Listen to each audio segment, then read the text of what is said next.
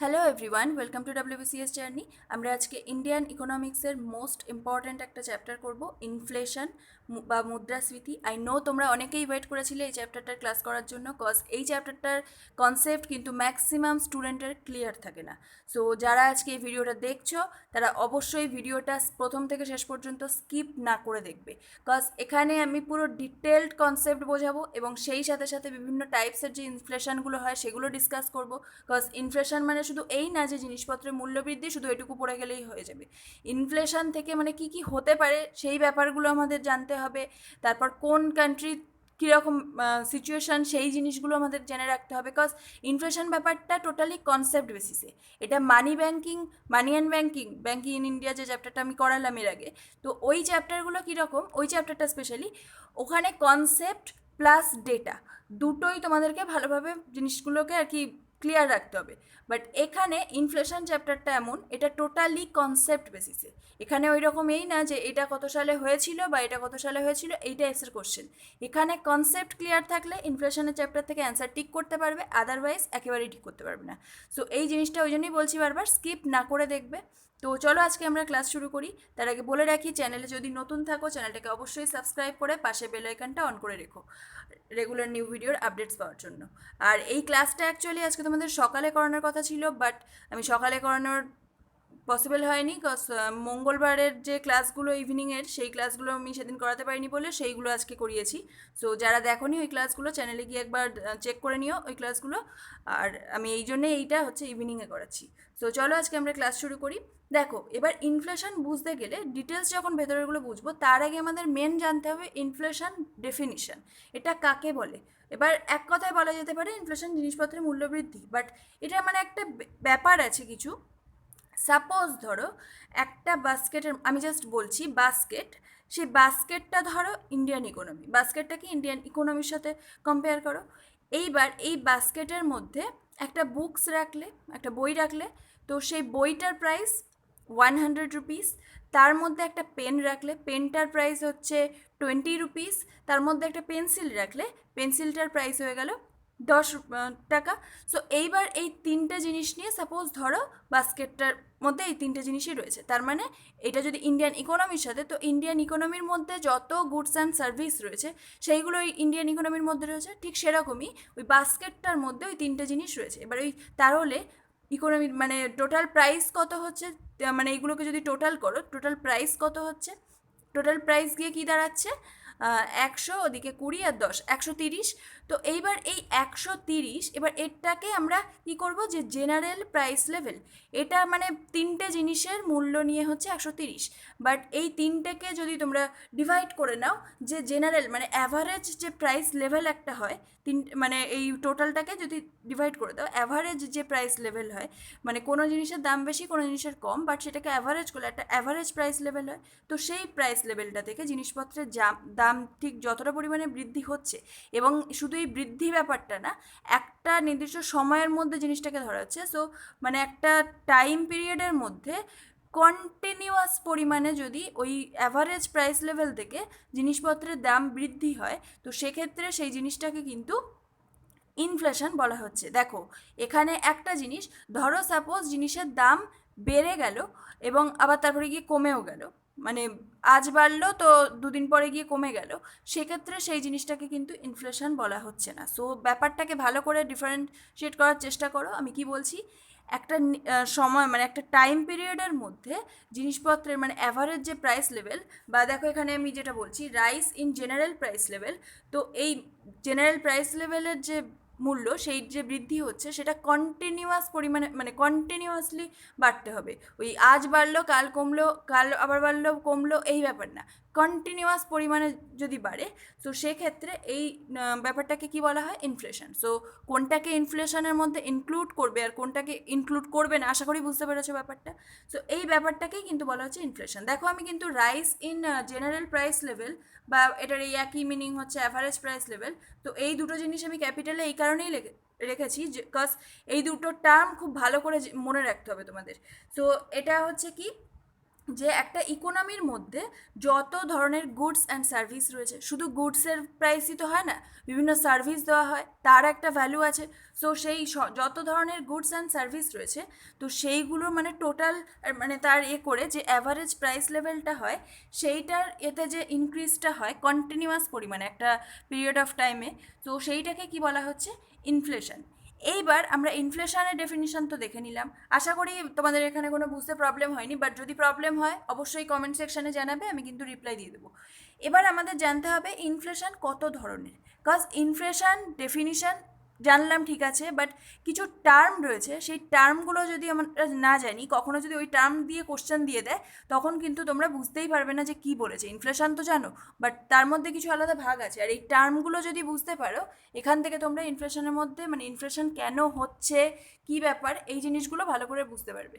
ঠিক যেরকম এখানে বলছে টাইপস অফ ইনফ্লেশন, এটাও কিন্তু আবার দুরকমভাবে ভাগ করা যেতে পারে। এক তো ইনফ্লেশন কী কারণে হচ্ছে তার উপর মানে বেস করে হচ্ছে এই ইনফ্লেশনের টাইপ ডিভাইড করা যায়।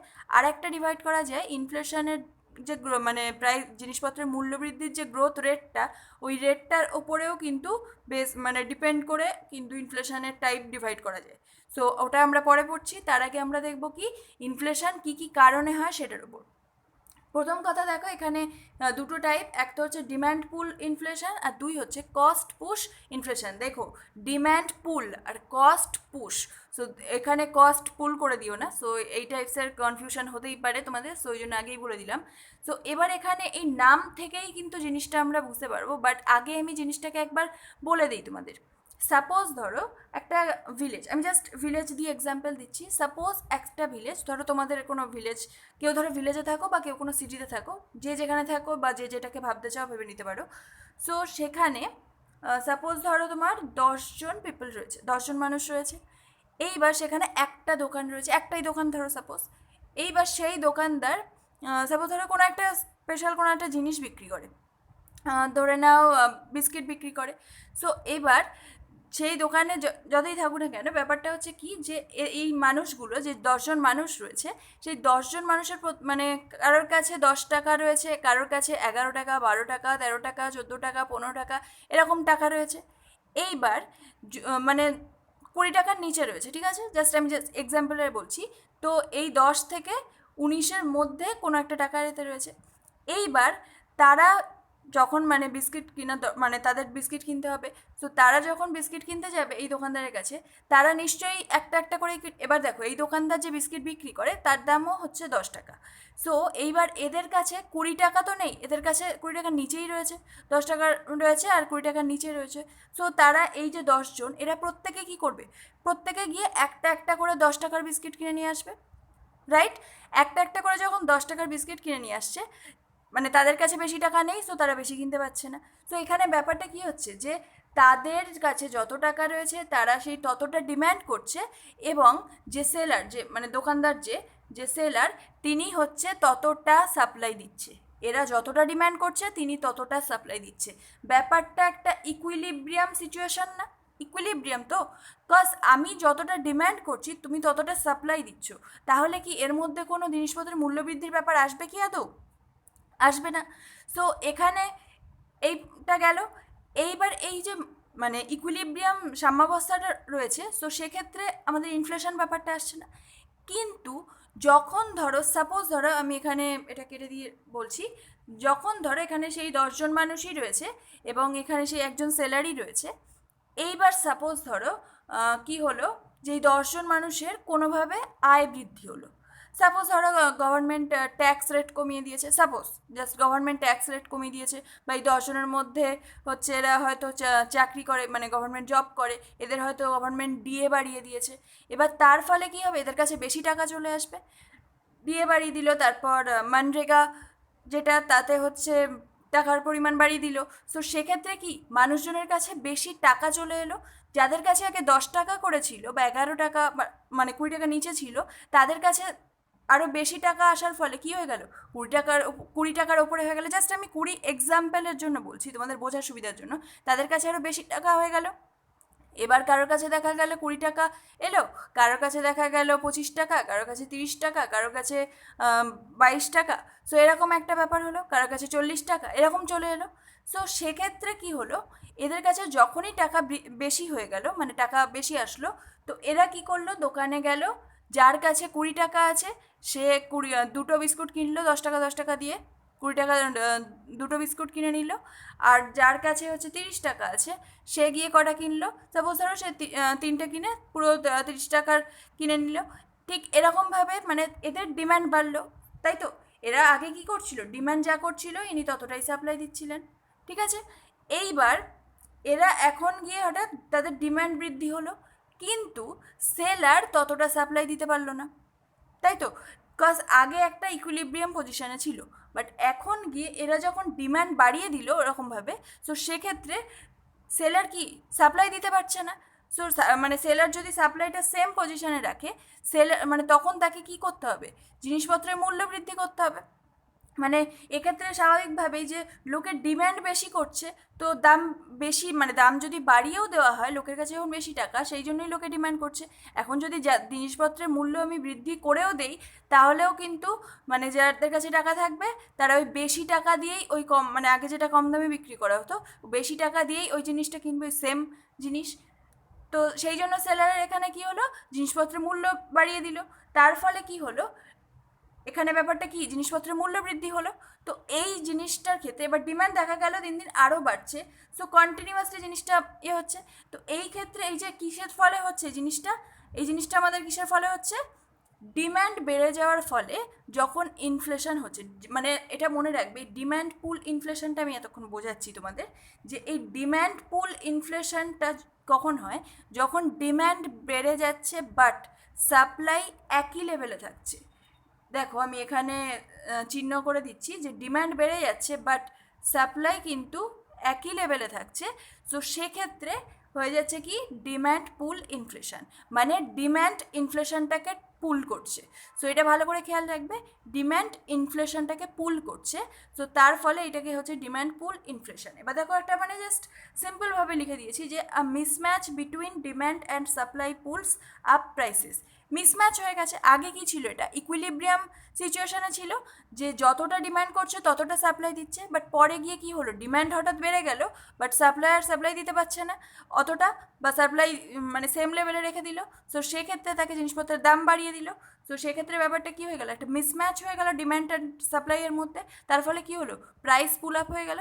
সো এই ব্যাপারটাকেই কিন্তু বলা হচ্ছে ডিম্যান্ড পুল ইনফ্লেশন। সো আশা করি আজকের পর থেকে তোমাদের আর এইটা নিয়ে কোনো প্রবলেম থাকবে না যে ডিম্যান্ড পুল ইনফ্লেশন কি। ডিম্যান্ড নাম থেকেই বুঝতে পারছো, ডিম্যান্ড বৃদ্ধির ফলে যে ইনফ্লেশনটা হচ্ছে, এবং সবথেকে বড় কথা ডিম্যান্ড বাড়ছে বাট সাপ্লাইটা সেম লেভেলে রাখা হয়েছে, সো সেই জন্য যে ইনফ্লেশন হচ্ছে সেটাকেই বলা হচ্ছে ডিম্যান্ড পুল ইনফ্লেশন, ঠিক আছে? এবার আমরা দেখব কি, কস্ট পুশ ইনফ্লেশন। সো আমাদের ডিম্যান্ড পুলটা দেখা হয়ে গেল, এবার আমরা দেখব cost push inflation. Cost push ইনফ্লেশনটা কি, increase in factor input cost, raw materials, তারপর বিভিন্ন ওয়েজেস, ওইসবের ক্ষেত্রেও পুশেস আপ প্রাইস।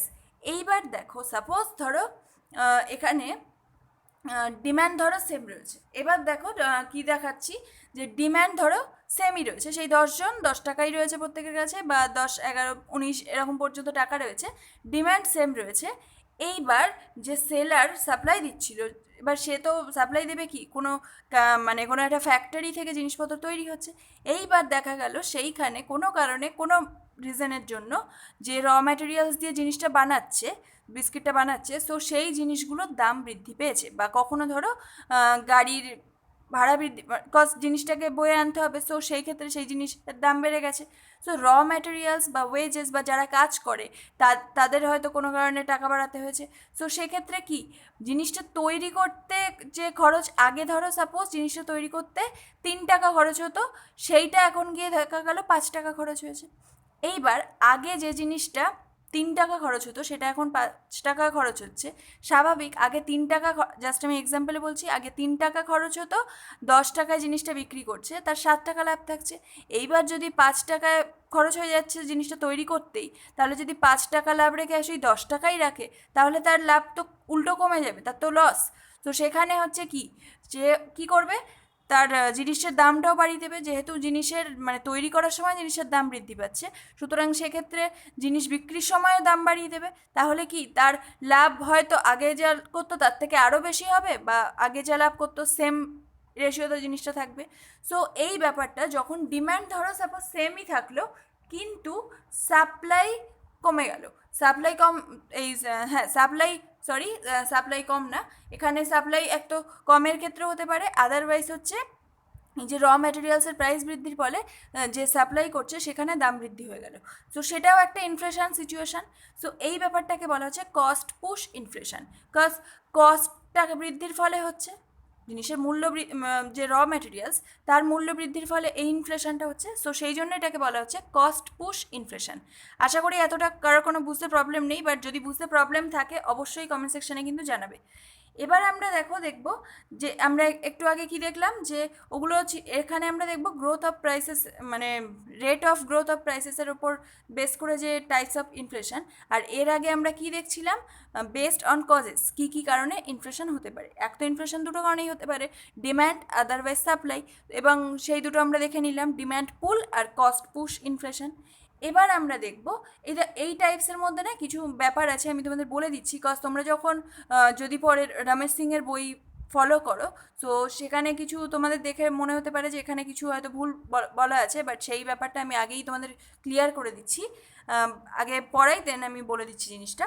এখানে দেখো লো ইনফ্লেশন, এইবার এই টাইপস অফ ইনফ্লেশন যে গ্রোথ রেটের ওপর, মানে প্রাইসের যে গ্রোথ রেট তার উপর ডিপেন্ড করে।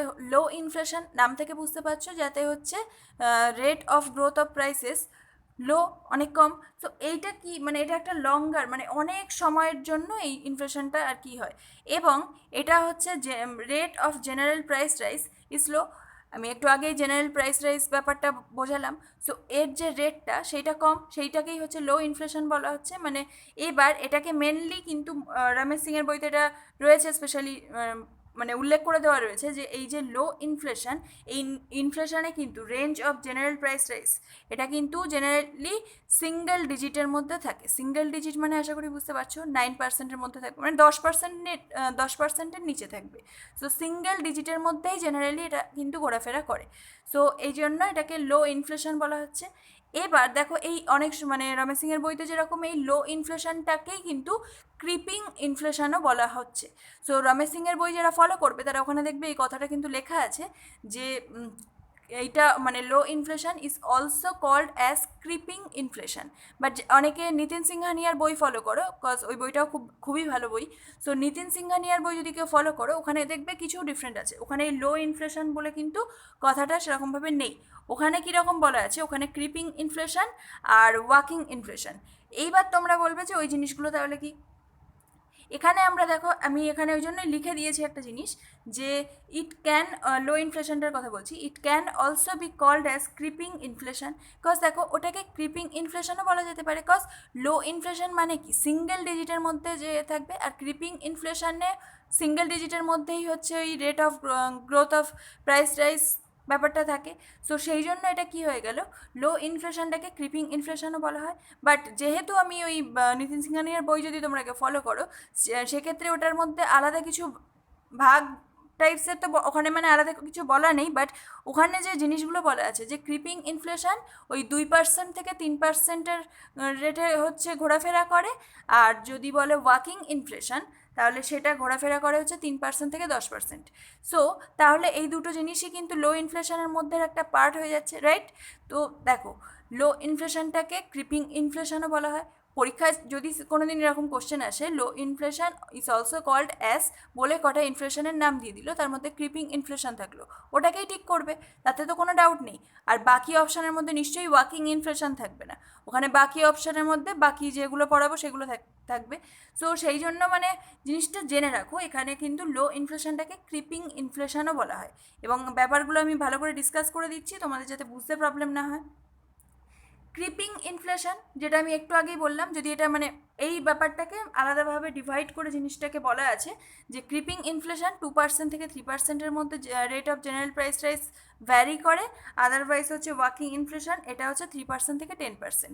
আবার কিছু কিছু বইতে যেরকম রামেশ সিংয়ের বই অনুযায়ী এটা কিন্তু ক্রিপিং ইনফ্লেশন বা লো ইনফ্লেশন এটা একবারই বলে দিয়েছে সিঙ্গেল ডিজিটের মধ্যে ঘোরাফেরা করে, পুরো একদম 1% থেকে মানে পুরো 10%-এর মধ্যেই জিনিসগুলো ঘোরাফেরা করছে।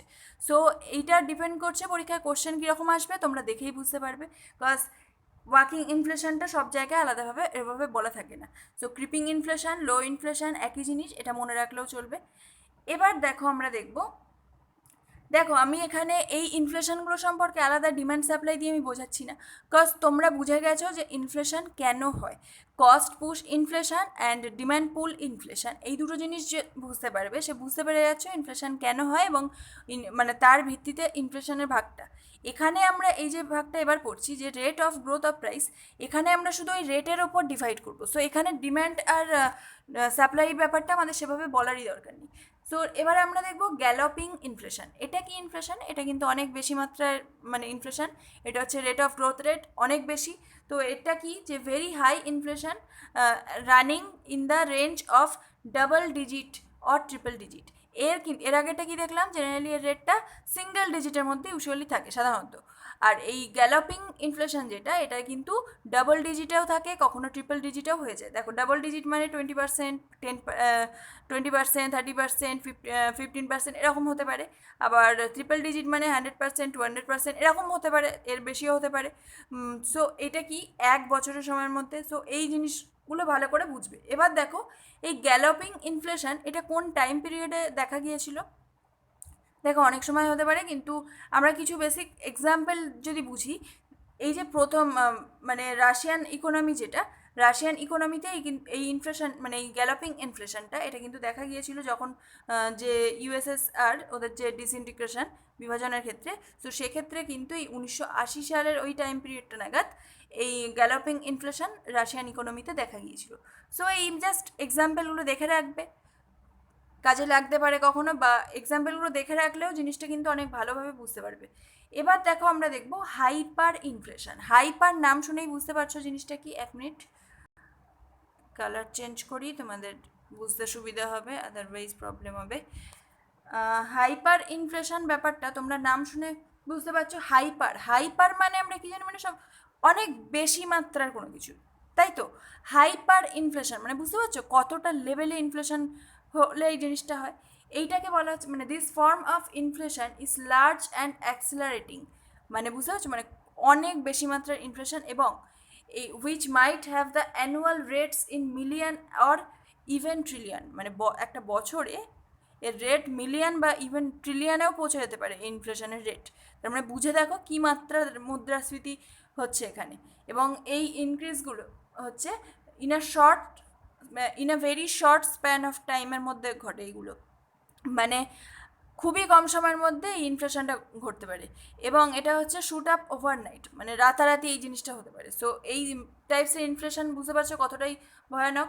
এবং এই ইনফ্লেশনের হচ্ছে এক্সাম্পল আমরা দেখব 1920 সাল নাগাদ এই ফার্স্ট ওয়ার্ল্ড ওয়ার যখন হয়ে গিয়েছিল, তারপরে জার্মানিতে কিন্তু এই হাইপার ইনফ্লেশন দেখা গিয়েছিল। তো বুঝতেই পারছো সিচুয়েশন কতটা ক্রিটিক্যাল ছিল। এবং এছাড়াও কিন্তু আরও কিছু কিছু জায়গায় যেরকম hyper inflation was experienced by Hungary in 1946 and Zimbabwe during 2004 to 2009।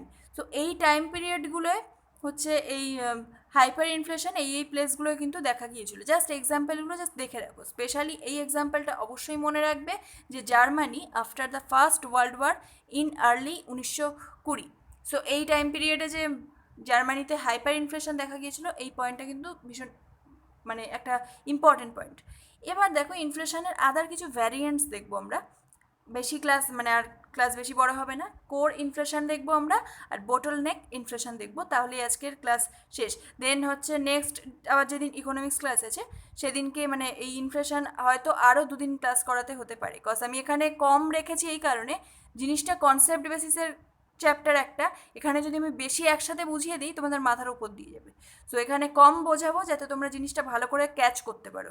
এবং দেখো আমি আর একটা জিনিস ক্লাস মানে আর দুটো জিনিস বোঝানোর আগেই বলে দিচ্ছি, তোমরা কি করবে, এই যখন আমি ক্লাসটা করাচ্ছি ক্লাসটা দেখলে দেন সঙ্গে সঙ্গে যার কাছে ইকোনমিক্সের যে বই থাকুক, বাংলায় বই থাকুক, ইংলিশে বই থাকুক, সেই বইটা খুলে এই পয়েন্টগুলো তোমরা শুধু দেখবে। আমি পুরো ইনফ্লেশন পড়তে বলছি না, শুধু ইনফ্লেশনে এই পয়েন্টগুলো দেখবে, তাহলে বুঝতে পারবে তোমাদের এরপরে আর কখনো কোনো দিন প্রবলেমই হবে না। তুমি নিজেই বুঝতে পারবে যে জিনিস আগে বুঝতে পারতে না সেটা এবার অনেক ডিটেলসে ব্যাপারটা বুঝছো। এবার দেখো কোর ইনফ্লেশন দেখবো। কোর ইনফ্লেশন ব্যাপারটা আমাদের দেখতে হবে কেন, আমি সেটা পরেই বলছি।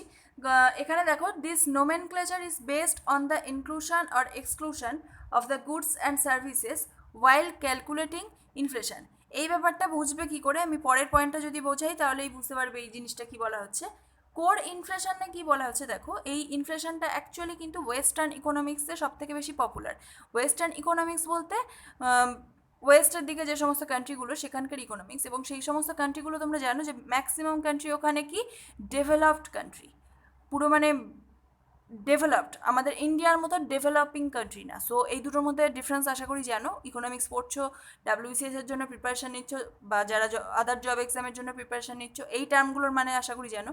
সো এখানে ওয়েস্টার্ন ইকোনমিক্স বলতে যে ওয়েস্টার্ন কান্ট্রি যেগুলো মানে সেখানে মানে ম্যাক্সিমাম কান্ট্রিগুলো ওখানে কি ডেভেলপড কান্ট্রি। সো সেই কান্ট্রিগুলোতে এই কোর ইনফ্লেশনটা কিন্তু বেশি পপুলার। সো এইটা কেন, মানে দেখো তোমরা অনেকে বলবে যে ম্যাম আমরা ইন্ডিয়ান ইকোনমিক্স পড়ছি বাট এটা কেন এখন পড়বো। সো এটা এই কারণেই পড়তে হবে, আমি বলছি ইন্ডিয়ান ইকোনমিক্সের সাথে এটা একটা ব্যাপার আছে। Core inflation shows price rise in all goods and services excluding energy and food articles. দেখো আমরা ইনফ্লেশন যখন ডেফিনেশন পড়লাম তখন কি বললাম, যে একটা ইকোনমির মধ্যে যত গুডস অ্যান্ড সার্ভিস আছে সব কিছুর অ্যাভারেজ প্রাইস লেভেলটা আমাদের ফার্স্টে দেখে নিতে হবে, তারপরে তো সেটার মধ্যে রাইস কত হচ্ছে, মানে বৃদ্ধি কতটা বাড়ছে সেটা দেখবো। সো কোর ইনফ্লেশনের ক্ষেত্রে এখানে একটা ব্যাপার আছে, এখানে কিন্তু সমস্ত মানে একটা ইকোনমিক্সের মধ্যে সমস্ত গুডস অ্যান্ড সার্ভিসেসের মানে প্রাইস রাইস আমরা ক্যালকুলেট করব, শুধু দুটো জিনিস বাদ দিয়ে। দুটো জিনিস কি কি, এক হচ্ছে কি ফুড, আর দুই হচ্ছে এনার্জি, মানে এনার্জি রিলেটেড যেগুলো সেই জিনিসগুলো, যেরকম ধরো পেট্রোলিয়াম। সো এই জিনিসগুলো কিন্তু এই কোর ইনফ্লেশনের মধ্যে এই জিনিসগুলোর প্রাইস রাইস ক্যালকুলেট হবে না। এবার দেখো কেন জিনিসটা, যে এই জিনিসগুলো ওয়েস্টার্ন ইকোনমিক্সে পপুলার বাট আমাদের ইন্ডিয়াতে কোর ইনফ্লেশনটাকে কিন্তু করা হয় না। তার রিজন কি, ইন্ডিয়াতে মানে আমি ফার্স্টে ওয়েস্টার্ন কান্ট্রিগুলোর কথা আগে বলে দিচ্ছি কেন ওখানে করা হয়। ওই সমস্ত কান্ট্রিগুলো কি ডেভেলপড কান্ট্রিজ, ওখানে ওরকম ধুমধারাক্কা ইনফ্লেশন ব্যাপারটা হচ্ছে না। ওখানে কি ওদের মানে একটা সামঞ্জস্যতা আছে, জিনিসের দাম মানে বৃদ্ধি হওয়ার মধ্যেও একটা সামঞ্জস্যতা রয়েছে। ওখানে ওই রকম মানে আমাদের ইন্ডিয়াতে যেরকম কীরকম হয়েছিল যে পেট্রোলের দাম ধুম করে অনেকটা বেড়ে গিয়েছিল, সো সেই জিনিসটা এখানে কিন্তু হবে না। ওয়েস্টার্ন ইকোনমিক্স যেগুলো যেগুলো ডেভেলপড কান্ট্রি, ওখানে সবাই অলরেডি হচ্ছে, ওখানে সবার মধ্যে একটা সামঞ্জস্যপূর্ণ ব্যাপার রয়েছে। ওখানে এই ফুডস বা এনার্জি রিলেটেড যে জিনিসগুলো, তো সেই জিনিসগুলোর মধ্যে দামে ওই রকমভাবে ইনফ্লেশন হয় না। তার ইনফ্লেশন মানে তার প্রাইস রাইস মানে ক্যালকুলেট করা আর না করা অলমোস্ট সেম। সো সেই জন্য ওরা যদি কোর ইনফ্লেশনটা নেয়, কজ মানে ওরা যদি ইনফ্লেশন মাপার সময় এই ফুডস অ্যান্ড হচ্ছে এনার্জি আর্টিকেলস জিনিসগুলো এইগুলোকে যদি বাদ দিয়েও দেয়, বাদ দিয়ে বাকিগুলো মাপে, ওদের তাতেও কোনো প্রবলেম হবে না, তার কারণ ওদের এখানে এইগুলো সেরকমভাবে প্রাইস রাইস হয় না, রাইট। সো সেই জন্য ওরা যদি এই কোর ইনফ্লেশনটাকে অ্যাকসেপ্ট করে তাতে কোনো প্রবলেম নেই ওদের, বিকজ এখানে সেভাবে তো ইনফ্লেশন হচ্ছে না। সো এখানে ইনফ্লেশন যখন সেভাবে হচ্ছে না, তাহলে সেক্ষেত্রে কি ওরা যদি এই জিনিসগুলোকে না নেয় তাহলে ওদের কোনো মানে মেন যে বেসিক ইনফ্লেশন যে মাপটা করছে, সো সেই মাপে কোনো গণ্ডগোল হবে না। বাট আমাদের ইন্ডিয়ার ক্ষেত্রে কি, এখানে কিন্তু সেরকম ব্যাপার না। এখানে কি মানে আমি আমাদের কান্ট্রি নিয়ে যেহেতু পড়ছি এখানকার কথা আমরা বলি, এখানে ইনফ্লেশন প্রচুর মাত্রায় হচ্ছে। তো সেক্ষেত্রে কি হচ্ছে, এখানে এখানে যদি এই এনার্জি অ্যান্ড ফুড আর্টিকেলস বাদ দিয়ে দেয়, এর মানে এর প্রাইস রাইস যদি বাদ দিয়ে দেয়, ইমাজিন করতে পারছো মানে ইনফ্লেশন যেটা আমরা মাপে আমাদের যেটা আসবে সেটা কতটা ভুল। কজ আমাদের এখানে এনার্জি আর্টিকেলসে কীরকমভাবে দাম বৃদ্ধি পায়, ফুড পেঁয়াজের দাম বৃদ্ধি পাচ্ছে, বাট আমি জাস্ট এক্সাম্পল বলছি, লোকে কথায় কথায় পেঁয়াজের নাম বলে, সো আমি ওই জন্যই বলছি। সো এই বিভিন্ন যে খাওয়ার জিনিসপত্র, তারপর এনার্জি আর্টিকেলস, এগুলোর দাম কী হারে বৃদ্ধি পাচ্ছে। সো এখানে যদি আমরা এই জিনিসের দামগুলোই বাদ দিয়ে দিই তাহলে কি হবে, এখানে কোর ইনফ্লেশন যদি আমরা নেই, এটাকে যদি অ্যাকসেপ্ট করি এই ব্যাপারটাকে, তাহলে কী হয়ে যাবে, মানে ইনফ্লেশন যেটা মাপ আমরা করব সেটা টোটালি ভুল আসবে। কজ মেন যেসব জায়গায় আমাদের মেনলি ইনফ্লেশন প্রাইস রাইজ হচ্ছে সেই জিনিসগুলোই আমরা বাদ দিয়ে মাপছি, তাহলে আলটিমেটলি কী করে সঠিক হলো মাপটা? সো সেই জন্য ওয়েস্টার্ন ইকোনমিক্স মানে ডেভেলপড কান্ট্রিগুলোয় এই যে কোর ইনফ্লেশনটা পপুলার, বাট ইন্ডিয়ার ক্ষেত্রে কিন্তু এটাকে নেওয়া হয় না, এটাই তার রিজন। সো এই জিনিসটা ভালো করে খেয়াল রাখবে, কজ কখনো কোশ্চেন হার্ড করতে গিয়ে ইউপিএসসি লেভেলে কোশ্চেন করতে গিয়ে এই ধরনের কোশ্চেনই দিতে পারে।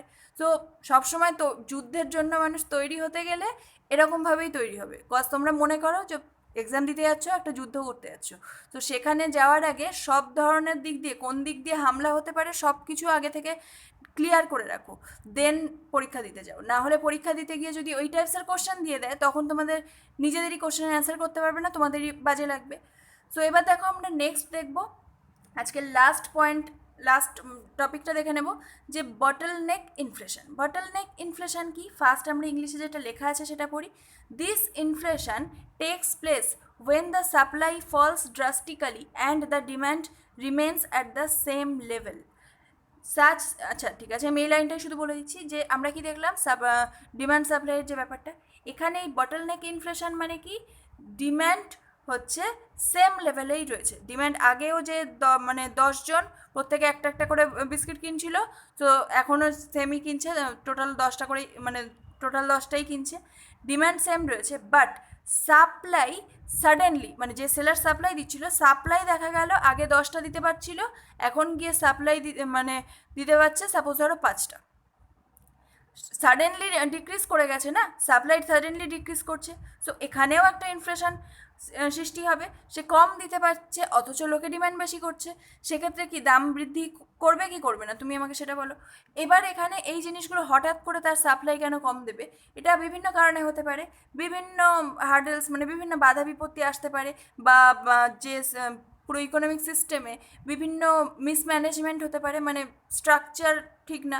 সো ইকোনমিক্যাল বিভিন্ন স্ট্রাকচার যদি ঠিক না থাকে, মানে দেখা গেল সাপোজ সেই যে ফ্যাক্টরিতে কাজ করে, মানে একটা ফ্যাক্টরি সাপোজ ধরো অনেকগুলো ফ্যাক্টরিতে কাজ হচ্ছে, এইবার কোনো ফ্যাক্টরিতে যদি, আমি ফ্যাক্টরি দিয়ে বলছি, ধরো সেই ফ্যাক্টরিতে যদি ভালো মানে লোক যারা মানে স্কিল্ড, মানে খুব ভালো কাজ জানে এরকম লোক যদি থাকে, সে বেশি উৎপন্ন করতে পারবে। এইবার দেখা গেল এমন কেউ রয়েছে যে কাজ সম্পর্কে কোনো আইডিয়া নেই, ওই কাজ সম্পর্কে, তো সে কি বেশি প্রডিউস করতে পারবে জিনিসপত্র? তো সেক্ষেত্রে কি কম প্রডিউস হচ্ছে, জাস্ট আমি এটা একটা এক্সাম্পল দিচ্ছি শুধু, মানে এই ধরনের ক্ষেত্রে এটাকে সাপোজ ধরো মিসম্যানেজমেন্টটা আমরা বলতে পারি। এছাড়া আদার হ্যাজার্ড তো রয়েছে, বলেই দিয়েছি একটু আগে, আদার বিভিন্ন বাধা বিপত্তি আসতে পারে। তো সেক্ষেত্রে সাপ্লাই ড্রাস্টিক্যালি ফল করে গেল, দেন ডিম্যান্ড হচ্ছে সেম রয়ে গেল। তো সেই ব্যাপারটাকে মানে সেক্ষেত্রে যে ইনফ্লেশনটা হচ্ছে বটলনেক মানে কি, বোতলের যে মুখটা সেটা মানে একটা সরু, তো সেটা কেন বাধা, মানে এটা একটা বাধা হিসেবে জিনিসটাকে বলা হয়। সো সেই জন্য এটাকে বলা হচ্ছে বটলনেক ইনফ্লেশন, মানে একটা বাধা বিপত্তি আসার ফলে ইনফ্লেশনটা।